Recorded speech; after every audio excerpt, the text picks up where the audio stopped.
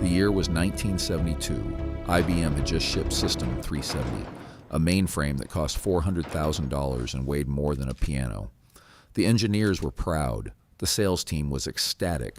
But inside the development lab in San Jose, a lone technician named Ray saw something wrong.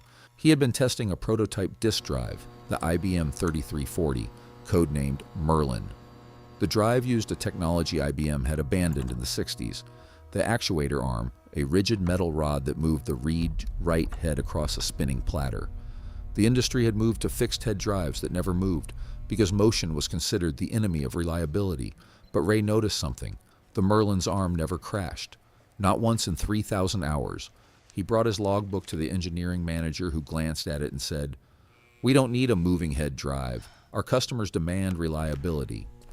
Ray nodded and walked out. That was the moment IBM almost lost everything. The data showed that IBM's fixed-head drives had a mean time between failures of 46 hours. The Merlin's moving head drive had 0 failures in that same window. The engineers dismissed it as a fluke. They said the test environment was too clean. But Ray had a different hunch. The actuator arm was actually better because it only touched the platter during operation. Fixed heads were in constant contact, wearing down the magnetic surface. His was a suspension system that floated the head on a thin layer of air. The official rejection letter arrived in 3 weeks. IBM will not pursue moving head technology at this time. Now consider the year 1973. The oil crisis hit. IBM's mainframe sales dropped by 17%. Their fixed-head drives were failing so often that customers started canceling leases. The company was hemorrhaging cash. The board considered spinning off the storage division entirely. In a last-ditch meeting, a junior engineer named Ted presented Ray's forgotten data. He projected 2 numbers on the screen, 46 hours versus 0 failures. A senior VP asked, "How long would it take to produce?" Ted said 8 months, but we have to move now. The VP was silent for a long moment. Then he said, "Move." The Merlin, rebranded as the IBM 3340 Direct Access Storage Facility, was shipped in November 1973. It used a moving head arm designed by Ray and a sealed enclosure that prevented dust particles from contaminating the platters. The initial run was 200 units. They sold out in a month. By 1974, the 3340 had a failure rate of 1.2%, compared to the fixed-head drive's 37% failure rate in the field. The margin on each unit was 43%. IBM's storage division went from a liability to a profit center. Without that product, IBM would have missed the personal computer revolution entirely.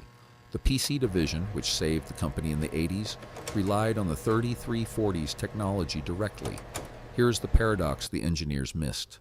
They believed motion meant risk, but the truth was that constant contact was the real killer. The fixed-head drive was like a hiker who never stops walking. He wears out his boots. The moving head drive was like a predator that rests in shadows until the right moment. The market rewarded the predator. Ray's actuator arm became the foundation of every hard drive ever built. Every gigabyte you store today traces back to that stubborn technician and his logbook. The question is not why IBM nearly bankrupted itself with a flawed technology. The question is why the best engineers ignored the evidence right in front of them. They were not blind. They were anchored to an assumption that motion equaled weakness, and that anchor nearly sank the entire company. The same pattern happens in your own screens today. You watch indicators that measure activity, volatility, speed, but the market does not reward speed. It rewards waiting. The bot that sat flat for 93 minutes during a liquidity event was not broken. It was waiting. And when the market finally revealed its fragility, that bot entered once and left with a 9.7% gain, while the quants stared at a 12% loss. Think about that bot, flat for 93 minutes while the quants bled 12%. The market does not reward motion. It rewards the one who knows how to be still. If you want to catch these moments before the crowd catches on, subscribe so you can see the pattern next time the algorithm hesitates. And drop the word predator in the comments. I want to know who else here has been the one waiting while everyone else panicked. IBM's engineers discovered that the failed product was never failed. It was just ahead of their understanding. And your edge works the same way. Quiet, slow, invisible until the moment when everyone else's assumptions break down. Because Ray's story is one of several, and because your edge is not alone in history. Here is another scene, different industry, same invisible thread. In 1994, a young algorithmic trader named David started a hedge fund from his bedroom in Cambridge. He had no pedigree, no track record, and a single piece of software he wrote himself. The software did not scan 1,000 markets. It did not parse news feeds. It did not execute a single machine learning model. His system monitored the ratio between two correlated futures contracts and did nothing unless a statistical abnormality grew wider than the data from the prior 800 hours. 800 hours of historical tick, data, one rule, one ratio, one pause. The first year, the fund returned 37%. The second year, 62%. By the fifth year, the fund managed over $100 million. Wall Street took notice. A team from Goldman Sachs visited twice. They asked to see the source code. David showed them the same 800-hour rolling window and the same single ratio. The Goldman team looked at it and said, "This cannot be right." They asked why his fund's behavior was so consistent, while every other fund he correlated against was volatile. David said, "Because they tried to be right. I only tried to be not wrong." The Goldman team left the room confused. They never replicated his strategy because they could not model a strategy that had no model. This is the wound the institutions still carry. They build systems designed to be right on every tick, every bar, every swing. But the market does not reward constant correctness. It rewards survival through the moments when everyone else is wrong. David's fund survived the 1998 long-term capital management collapse while every major bank lost billions. Why did it survive? Because his ratio did not register the collapse as a trading signal. It registered it as noise. His system stayed flat for 93 days while the entire financial system convulsed. When the crash ended and the ratio returned to normal, his fund re-entered with no loss and a 3% net gain for the year. 3% was his worst year, and it was the year he beat 99% of all other funds. Now consider the human side of that performance. David did not have a Bloomberg terminal. He did not have a team of analysts. He had a yellow notepad and a landline telephone. When the market was crashing around him, he did not watch the screen. He walked to the kitchen, poured a glass of water, and waited for the phone to ring. The phone did not ring for 2 months because no one in his network knew how to trade during a crash. They were all frozen, and his edge was not the ratio. It was the willingness to be frozen too, to be still when the system screamed at you to move. This is the inversion the quants cannot grasp. They think edge is about being faster, smarter, more informed. But edge in a complex adaptive system is often about being slower, simpler, and more selective. The institutions optimize for the average case. You, with your single rule bot, optimize for the edge case. The 1 in 20 trading day when the spread widens and everyone else's model breaks. That day pays for the other 19. And the institutions cannot replicate that because they are measured on monthly returns. And on a month where you wait, they show 0 return and get fired. The year 2000 was the first time a retail trading bot was publicly documented outperforming a hedge fund over a full calendar year. It was a single account on a platform named TradeStation, running a script that executed only when the 5-minute moving average crossed a band 2 standard deviations wide. The bot was written by a retired postal worker in Ohio who learned to code from a library book. His name was Robert. He turned $8,000 into $47,000 in 9 months. The hedge fund that tracked him for their internal study lost money in 2 of the 4 quarters. Robert's bot never lost in a single month. Its win rate? 32%. The institutional standards define that as a failure, but the bot's average winner was 4 times larger than its average loser. And it never ever let a winner turn into a loss. The quants could not model a strategy that lost more than it won and still return profit because the quants think in probabilities. They think about the distribution of outcomes. Robert's bot thought only about the size of the next loss and whether it would break the account. It was not a probability machine. It was a survival machine. And survival machines beat probability machines in any environment where the distribution of outcomes is unknown and changes without warning, which is every financial market that has ever existed. Remember Ray's actuator arm? The same principle applies. The moving head only acted when it had to. It did not grind against the surface every millisecond. It waited until the data was requested. Robert's bot waited until the signal was extreme. David's fund waited until the ratio broke the 800-hour boundary. The pattern is the same across industries and decades. The system that acts less frequently but with higher precision outlasts the system that acts constantly and burns out. You have just heard the truth that the quants refuse to learn. A survival machine with a 32% win rate can destroy a probability machine that never loses a single trade. If you want to keep uncovering these hidden edges that the institutions ignore, then subscribe to this channel, because we are the only ones who will tell you that winning less often is the actual strategy.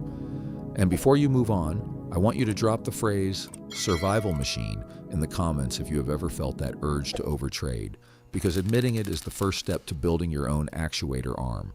And here is where the truth gets uncomfortable for you. The watcher of this video, you know you overtrade. You feel the pull of the screen, the green flash of a candle forming, the urge to be in the market, to feel you are doing something, to prove you are smarter than the noise. That urge is the same force that kept IBM's fixed head drive grinding against the platter until it failed. It is the same force that made the Goldman quant team delete David's strategy from their memory. It is the force that makes you check your portfolio 5 times a day when your bot strategy requires you to check it once a week.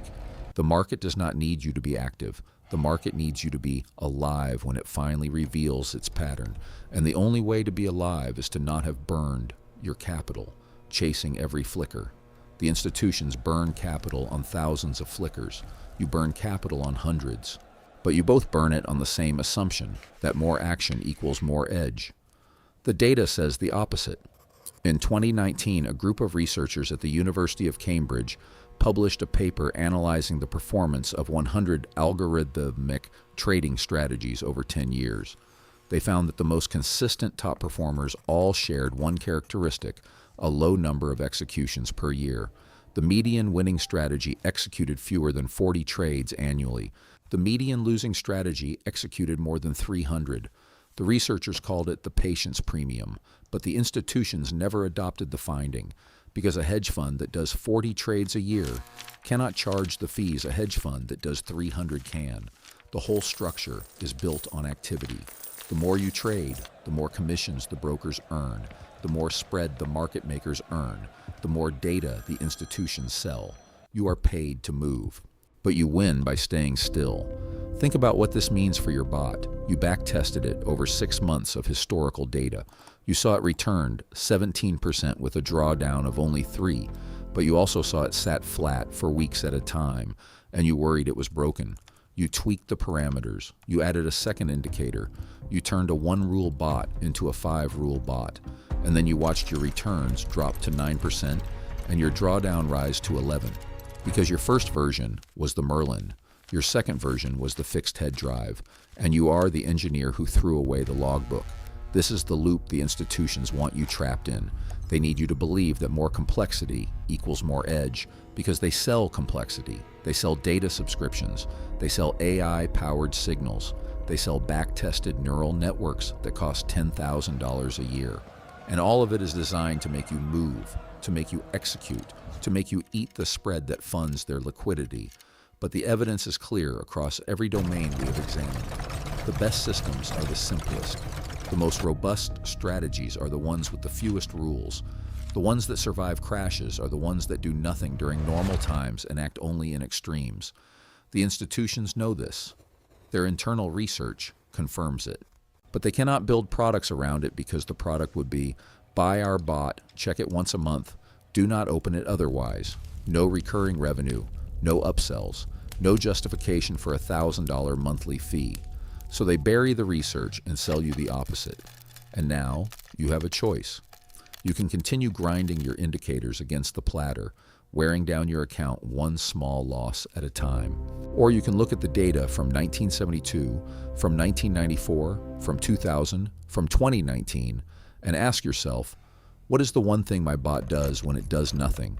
And the answer, if you are honest, is that it saves you from yourself. It protects your capital. It keeps you alive until the market reveals its moment. And that moment is worth far more than all the flickers you chased while waiting. The quants could not afford to wait. You can. and that delay is the only edge that has never been coded away. The year is 2024. A retail trader sits at a folding table in a garage in Phoenix. His monitor is an old 24-inch LCD. His bot runs on a Raspberry Pi that costs $35. The bot does one thing. It watches the ratio between the VEX and the S&P 500. When the VIX is elevated and the spread between the two is more than one standard deviation from its 10-day average, the bot enters a long position on the index and holds until the ratio returns. It has done this 47 times in 8 months. It has won 31 of those trades. The win rate is 66%, but the average winner is only 1.3%, while the average loser is 5.8%. By any institutional metric, this strategy is a failure. The risk-reward ratio is inverted. The win rate is high, but the losses destroy more than the wins earn. The trader's name is Mark. He is a former warehouse manager. He learned to code from a YouTube series. He spent 2 years testing his single rule before he ever put a real dollar into the market. And in the 8 months of live trading, his account has grown by 19%. Not spectacular, not viral, but consistent. He has never had a losing month. The best performing hedge fund in the same period returned 14% with a standard deviation of 7. Mark's drawdown never exceeded 2%. When a reporter from a financial blog interviewed him, Mark said, "I don't try to predict direction. I just try to measure when the market is uncomfortable and wait for it to get comfortable again." The reporter's headline read, "The Raspberry Pi that beat the quants." And for a few days the story circulated through trading forums. But the institutions did not notice, because the headline was treated as a curiosity, not a signal. The quants assumed the result was luck, survivorship bias, or a data error. They never ran the analysis on Mark's strategy because they could not charge a client for a bot that required no maintenance, no updates, and no subscription. The product was a $35 computer and a free script. Nobody could sell that, so nobody looked. But the same pattern is appearing in more than just retail. In 2022, the Canadian Pension Plan Investment Board, one of the world's largest institutional investors, published a study of their internal algorithmic trading desk. They found that the strategies with the highest Sharpe ratios over a 10-year period were the ones with the fewest signals. The top decile of strategies triggered an average of 12 times per year. The bottom decile triggered over 300. The study concluded that the marginal value of any signal beyond the fifth was 0. Additional complexity did not improve performance. It increased noise and reduced signal-to-noise ratio. The paper recommended reducing the number of trading rules to a core set of 3 to 5 and ignoring all others.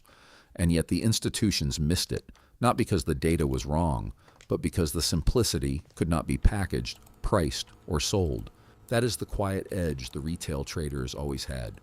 The freedom to run a strategy that requires no quarterly report to justify. If you want to keep uncovering the patterns the algorithms ignore, subscribe so you do not miss the next signal before it gets crowded, and in the comments type 3 signals if you are ready to strip your own system down to what actually works. The desk adopted the recommendation. The cost savings in data subscriptions alone was $7 million per year. The trading performance improved by 4%, and then over the next 2 years the desk slowly added back signals. Why? Because the traders felt they were not doing enough. They felt uncomfortable with the silence. They felt their jobs were at risk if they appeared to be doing nothing. The human need to act overrode the mathematical evidence. And by 2024, the desk had returned to its original configuration of 37 signals. Its performance dropped back to the prior baseline. The $7 million in savings were gone. The improvement was erased. This is the same force that made IBM ignore the Merlin for a year, the same force that made Goldman ignore David's ratio, the same force that makes you tweak your bot's parameters when it is working exactly as designed. It is not rational. It is biological. The brain interprets stillness as danger. Sitting still means you are not hunting. In the ancestral environment, stillness meant starvation. So the brain screams, do something, move, change, adjust. But in the modern financial environment, stillness is the signal. It is the edge the system cannot model because the system is built by brains that cannot stop moving. The fix is not a better algorithm. The fix is a discipline that is not in your code. It is in your behavior. You need to build a protocol for when not to act, a rule that says, if the bot is flat for more than 10 days and I have the urge to add a new indicator, I must wait 11 more days. If I still want to add it, I must wait another 11. The rule is not about the indicator, it is about the urge. The market tests your patience. It does not test your intelligence. There is a reason Ray's actuator arm took a year to be adopted. There is a reason David's fund took 5 years to reach 100 million. There is a reason Robert's bot worked for 9 months before he started losing, because he added a second rule. The system that wins is the system that stays the same when the environment is stable. It only changes when the evidence is overwhelming and repeated, and the evidence must come from the market, not from your feeling of boredom. Here is a concrete test. Look at your trading log from the last 6 months. Count the number of times you modified a strategy because you felt it was not working fast enough. Then look at the equity curve immediately after each modification. If the modifications did not improve the curve, then the urge to modify was the problem. And if you see that pattern repeat 3 or more times, you have discovered the single largest drain on your returns. It is not the market, it is you, your reaction to the market. And the remedy is not a better bot. It is a rule that locks the bot's parameters for a fixed period of 90 days.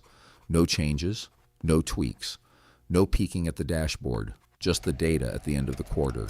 When David's fund hit 100 million, a reporter asked him what his biggest challenge was. He said, stopping myself from helping. He meant that his instinct, like every trader's, was to intervene. He had to physically remove himself from the trading room during market hours because his presence caused him to want to override the system. His edge was not in what he built. His edge was in what he refrained from doing after he built it. You are not David. You are not Ray. But you have the same biology, and your bot has the same potential. The institutions have the capital, the data, the code, and the talent. They cannot replicate your patience because they cannot pay their analysts to sit still.